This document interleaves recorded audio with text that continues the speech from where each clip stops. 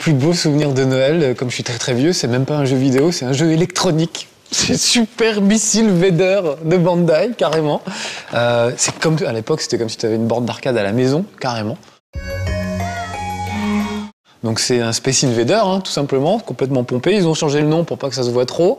Et tu as des missiles, tu as 50 missiles, et il faut que tu essaies de dégommer le maximum d'extraterrestres qui arrivent par vague, bien évidemment, comme les Space Invaders de l'époque.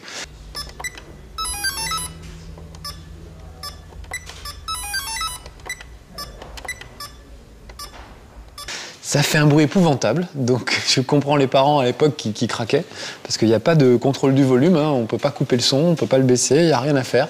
C'est juste insupportable, mais c'était génial. Alors il y a un compteur de score, à chaque fois que tu dégommes un alien, tu as 2 ou 3 points, et de temps en temps il y a une soucoupe volante qui passe en haut, et si tu la dégommes, là c'est carrément 10 points. Ouais, 10 points d'un coup.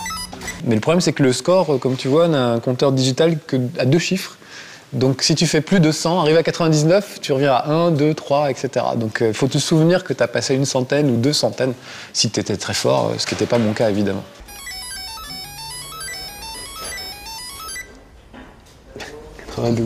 C'est tout moi ça.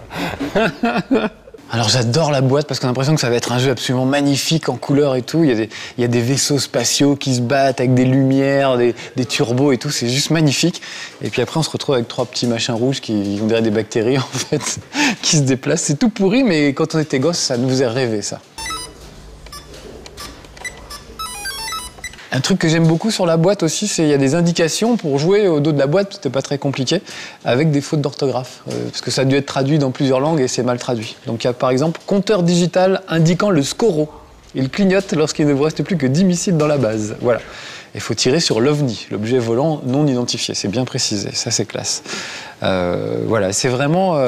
on s'amusait avec pas grand-chose à l'époque, mais j'ai joué des heures et des heures avec ce truc-là. Et en plus, on peut jouer dans le noir, parce que comme c'est lumineux, on pouvait jouer sous les draps.